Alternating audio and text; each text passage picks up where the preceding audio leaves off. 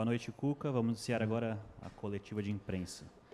Pergunta do Bruno Lima, no jornal A Tribuna. Boa noite, professor. O jogo de hoje marcou a despedida da Vila Belmiro nessa terceira passagem pelo Santos. Nas duas primeiras, ao sair, o senhor disse que saía com a sensação de ter uma dívida com o clube por ter ficado pouco tempo na primeira oportunidade e por não ter levado o clube a Libertadores na segunda. Dessa vez, sairá com a sensação de que a dívida foi paga? Bem, eu saio, lógico que muito contente com o trabalho, porque foi muito árduo, muito difícil e, ao mesmo tempo,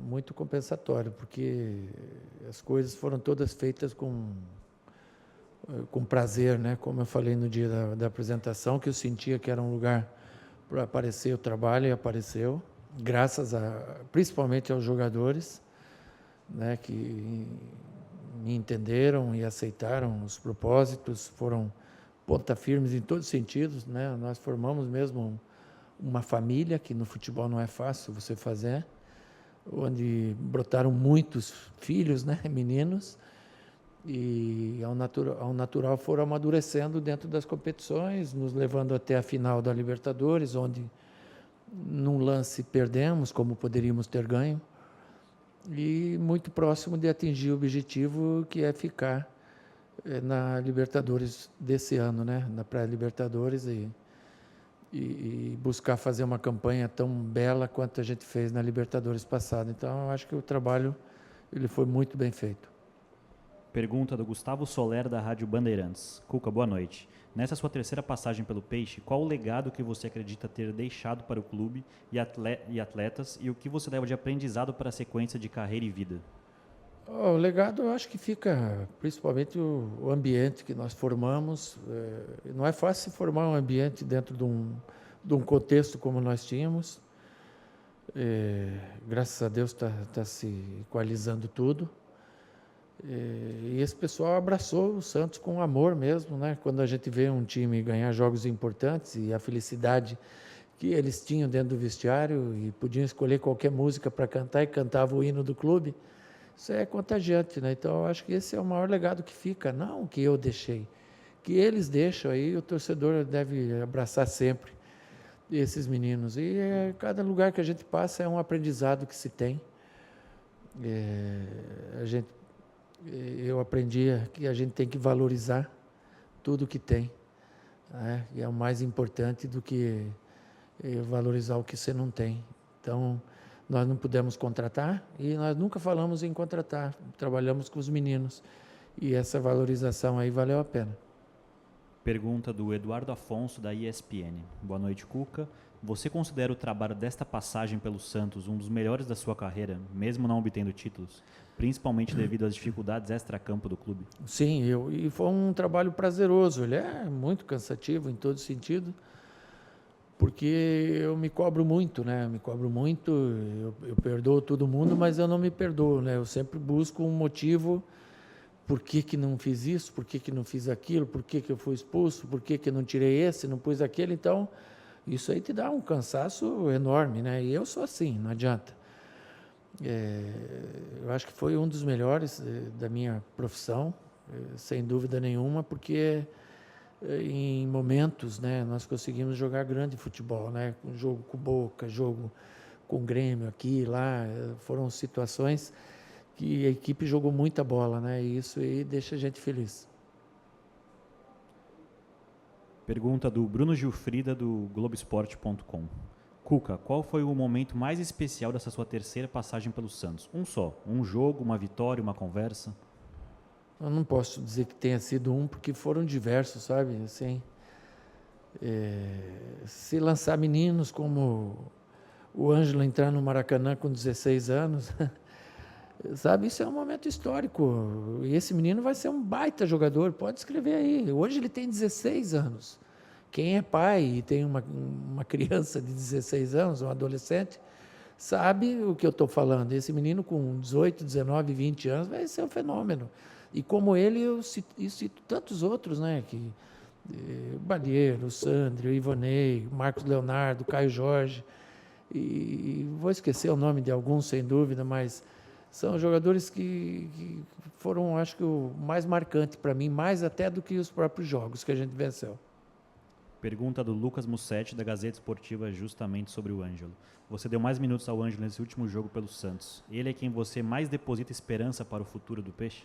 E eu queria poder trabalhar o Ângelo como um meia, não como um jogador de lado de campo. Eu vejo nele uma característica de um contra um fantástico, mas se esse um contra um acontecer, sendo ele um meia, um segundo atacante, é o que nós precisávamos hoje aqui no Santos, né? E buscamos em diversas oportunidades com alguns outros meninos. Esqueci de falar o Lucas Lourenço também, que é outro grande jogador, mas eu queria poder trabalhar ele nessa situação, né? E faltou tempo. Mas ele vai trabalhar, ele é versátil, ele joga na direita, ele joga na esquerda, e se trabalhar também ele com 16 anos nessa posição de segundo atacante, o meia vindo de trás, eu acho que ele tem tudo aí para ser um grande jogador. Pergunta agora do Bruno Faria, da Rádio CBN.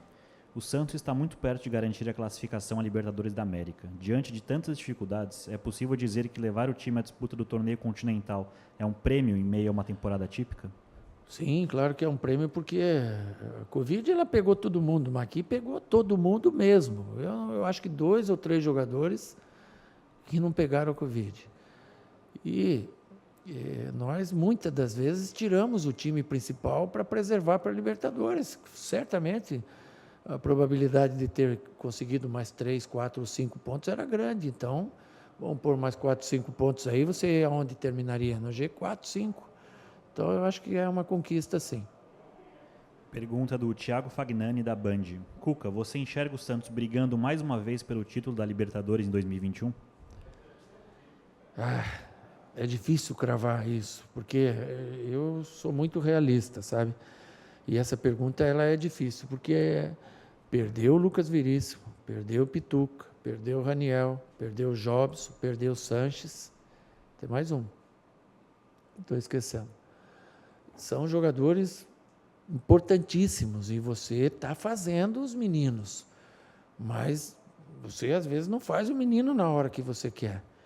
Então, essa diretoria hoje que está entrando, está organizando, está deixando o Santos sem dívidas, o que é importantíssimo, mas não pode vacilar, não pode deixar de cuidar o campo, que é importantíssimo também, né? Então, se dentro dessas conjunções puder sempre dar uma fortalecida no elenco, aí sim o Santos é candidato a chegar na Libertadores de volta. E não são muitas coisas a trazer, não. Pergunta do Felipe Camargo, da Rádio 9 FM. Boa noite, Cuca. Se você pudesse conversar com um novo treinador, o que você acharia importante repassar para ajudá-lo neste início de trabalho?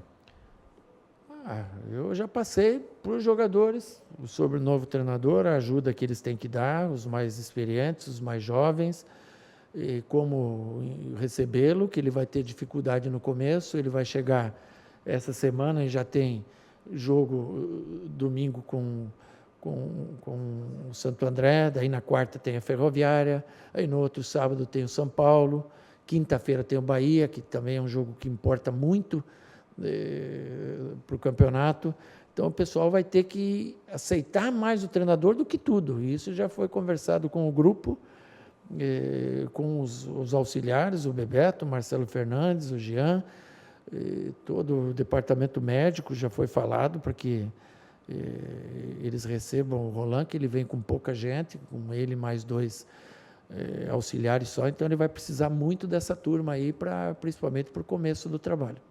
E a última pergunta do Ricardo Martins, da Rádio Transamérica. Cuca, no primeiro tempo teve um lance de possível pênalti para o Santos e na sequência saiu o gol do Fluminense. Será que faltou malícia para jogar a bola para fora e esperar a revisão do VAR? Foi isso que eu falei para o árbitro, né? Que se não foi lance de mão, mas ele me falou que foi fora da área, né? Então, isso originou. Mas, assim, o jogo no primeiro tempo eles foram melhores, o Fluminense foi melhor, e no segundo tempo a gente foi melhor. E no segundo tempo nós jogamos o jogo. Lógico que falta mais finalizações, porque o Fluminense se postou bem no sistema defensivo, defendeu muito bem, e a gente teve que criar jogadas de um lado, do outro, martelar e tivemos a fortuna, né, de colocar o Jean na primeira bola, que ele bateu na bola, já foi o lance do gol também. Então, tomara que esse empate tenha sido suficiente para deixar a equipe já classificada no G8. Se não for, vai buscar lá na Bahia um bom resultado. Obrigado, Cuca. Encerramos aqui a coletiva de imprensa do treinador do Santos.